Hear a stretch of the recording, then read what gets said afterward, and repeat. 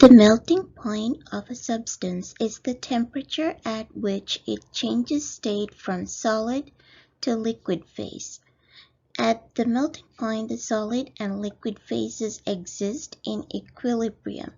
In other words, this point can be referred to also as the freezing point, in which the compound changes phases from liquid state to solid state. The melting point of a substance depends on the pressure and is usually specified at a standard pressure such as 1 atmospheric pressure. So all the melting points that are reported as literature values in textbooks have been measured at 1 atmospheric pressure. The observed melting points are always reported as a range. So there is a lower temperature and a higher temperature in this range, and this range is very narrow. The first temperature, or the lower temperature, is the temperature at which the first signs of melting is observed. And the upper value is the temperature at the point where the last crystal melts and it all converts into a liquid state. And we have to note that pure solids always have a very narrow melting point range, which is most likely less than a 2 degrees Celsius difference, like given in the example here.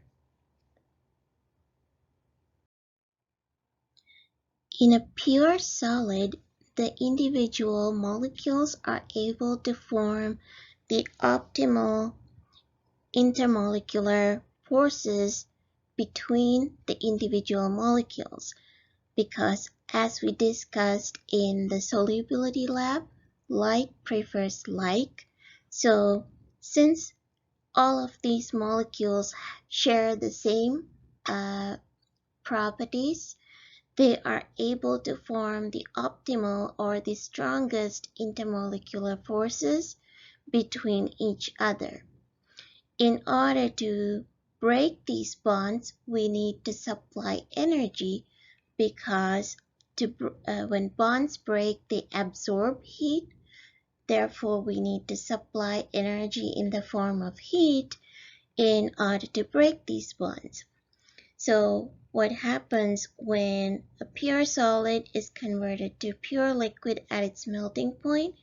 We heat it until the energy necessary to break these intermolecular forces have been supplied, and the forces break down in order to convert it from the solid state to a liquid state.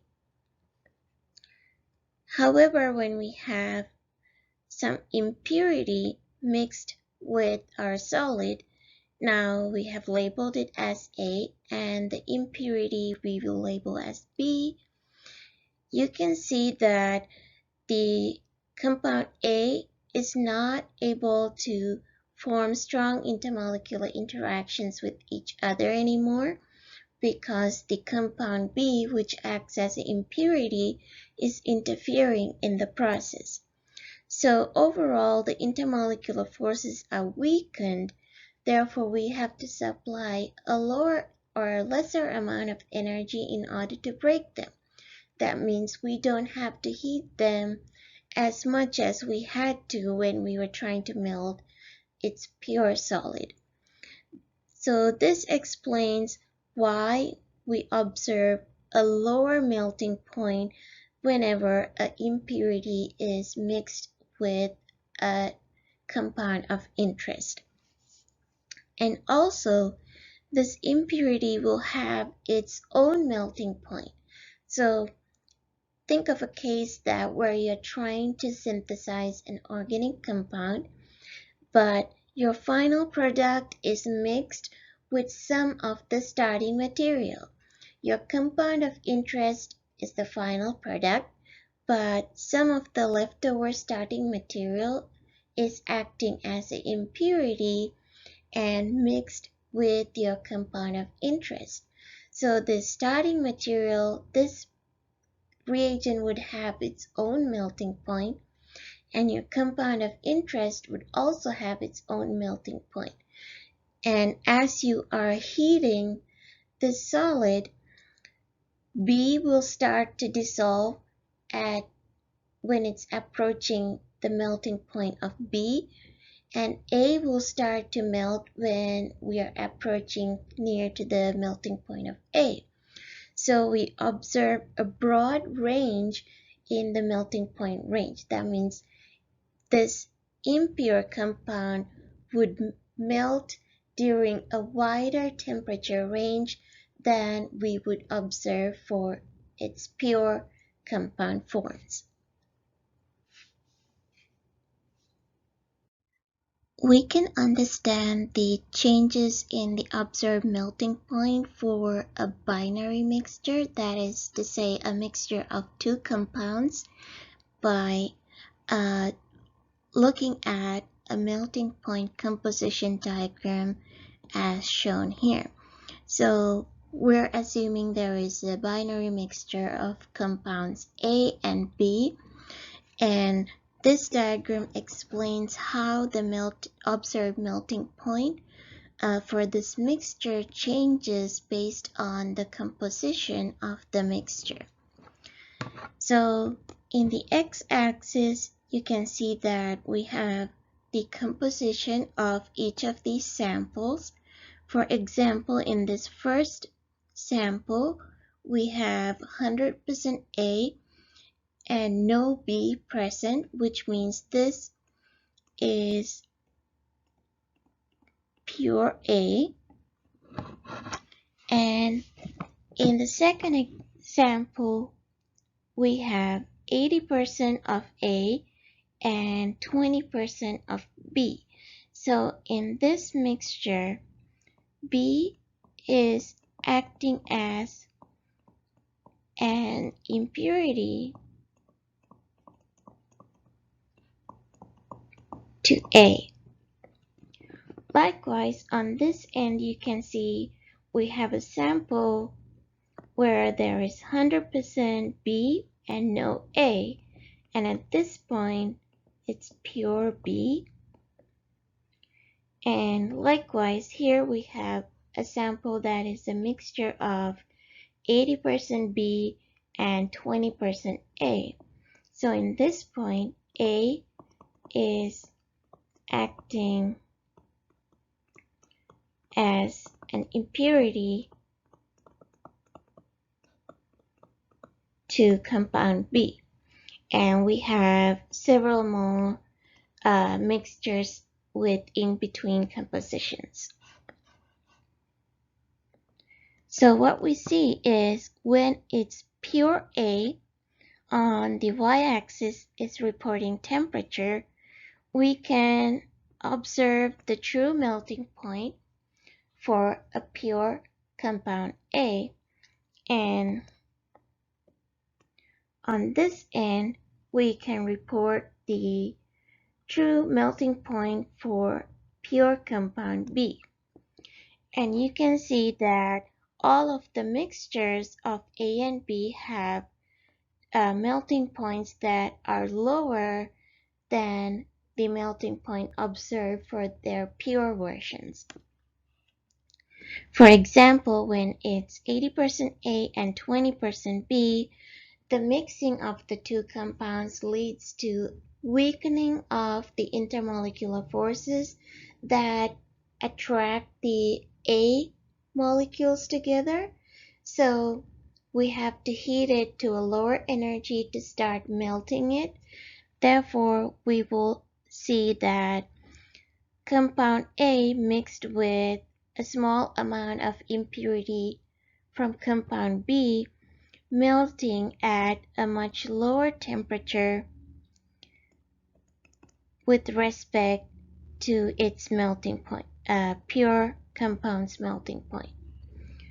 Same way on this side, we can see that when it's pure B, here is the melting point for that, but when it's 80% B and 20% A, when some of the A is mixed as an impurity into a B compound, the intermolecular forces between compound B molecules are weakened, so you have to heat it to a much less lower temperature in order to start melting the compound B.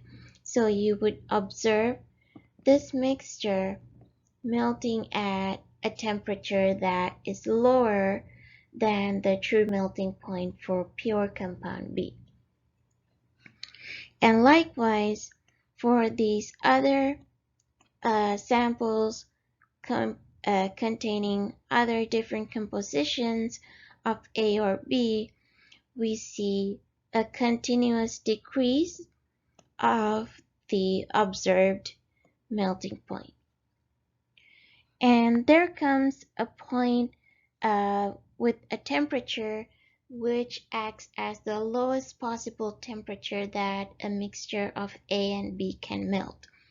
And this depends on the properties of those individual components. It's not going to be 55% and 45% mixture for all the different compounds that's available.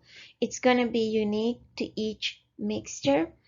It happens in this example when there is 55% A and 45% B. It turns out that is the composition for this mixture in which we observe the lowest possible temperature that a mixture of A and B can melt, and we call it the eutectic point.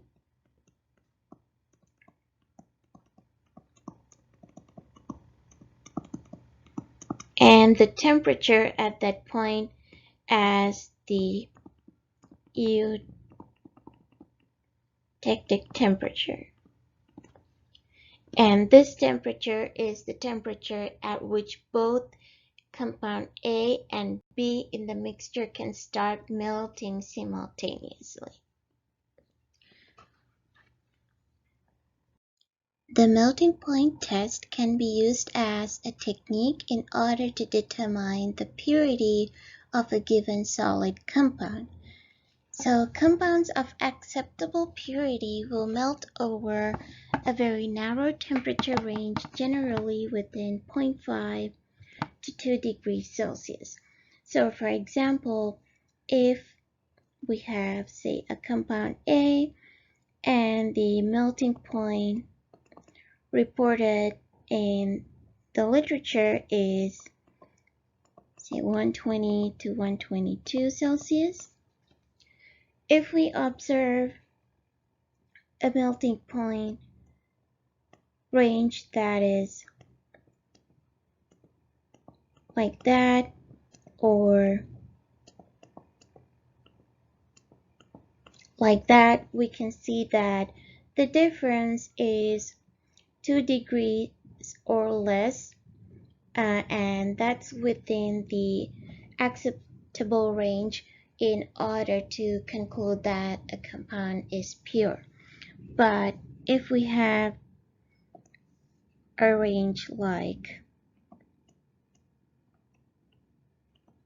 that,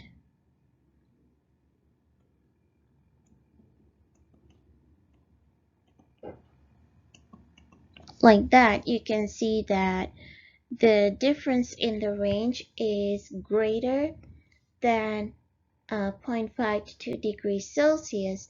So that would indicate your compound is not a pure compound. It has an impurity mixed with it. So by definition, we can say therefore a compound containing impurities would display a melting point range which is lower than the melting point literature value reported for the compound, and it will melt along a broad temperature range. Now your assignment for this lab is to plot a melting point composition diagram for a binary mixture between benzoic acid and malic acid. Now this is a dry lab. That is to say you are not actually performing an experiment. You are only reviewing the concepts related to this technique, and then you're already given some experimental data which you will use to see if that makes sense with what you learned as in the concept. Now we have some data here. You have the melting point ranges given for pure benzoic acid and pure malic acid, and also some melting point ranges given for three mixtures of benzoic and malic acid with different compositions. And we're going to plot the melting point composition diagram, and you can see that this lower x-axis is showing the mass composition of malic acid. So in this end, we have pure malic acid, and also on the top x-axis you can see that this is the end. Since this is showing mass composition for benzoic acid, this is pure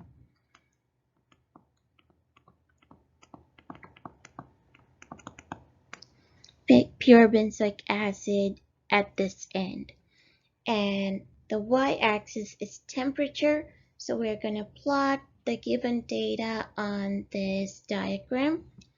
Now, since you're given a range, you might be thinking, okay, which temperature do I use to plot the diagram? You can either use the upper range of the given temperature range, or else you can use the average of the given temperature range. Now I'm going to use the average. So when it's 100% benzoic acid, that is, we're here, the melting point range, the average would be 120, 1.5. So we go through the temperature. So this is 120. So I would assume it's somewhere around there.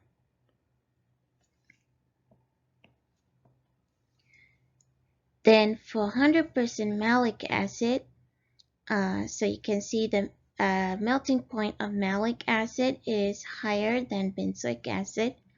So it's between 134 to 135. So this is 135 pure malic acid. So be around there. Next, we have a sample that contains 75% benzoic acid. So here's 75% benzoic acid and 25% malic acid. And you can see that the observed melting point was clearly lower than the melting points of both pure compounds, and it's also melting at within a broad temperature range. So the average for this range was 109.5 Celsius. So 109 would be somewhere there. The next sample is a 50-50% mixture of benzoic and malic acid. And you can see that the melting point range has become even broader and even lower than the melting points for the pure compounds. The average for that was 110.5.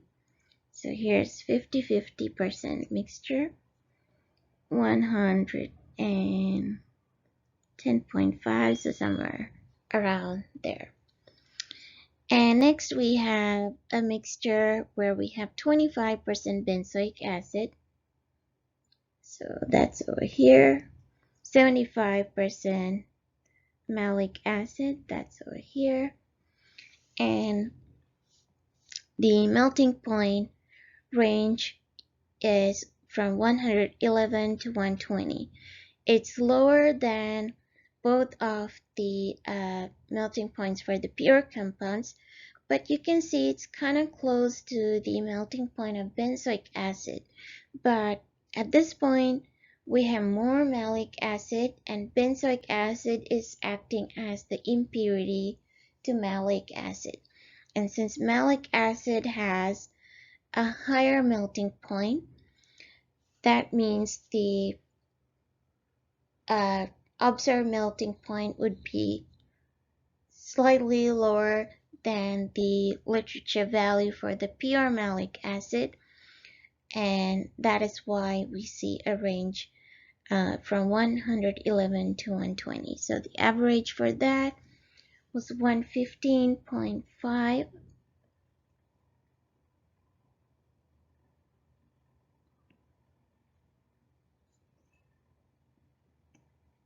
So somewhere like that. Now we can connect these dots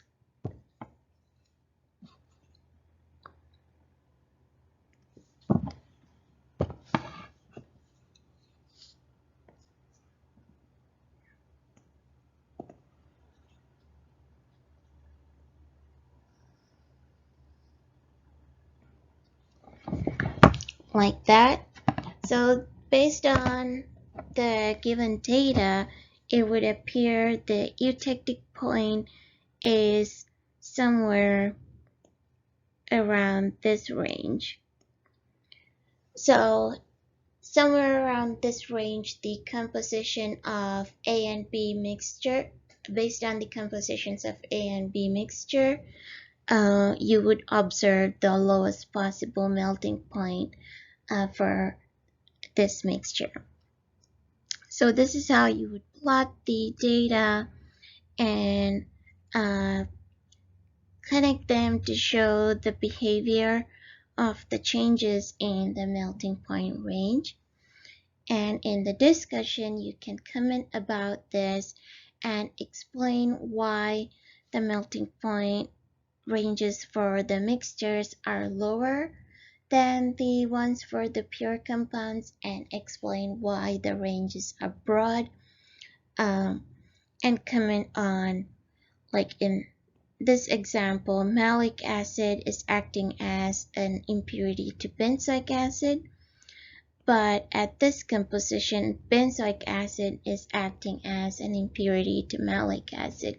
So try to compare the behavior of the melting point for both of those samples with those compositions, and comment on how those compositions affected the change in the melting point.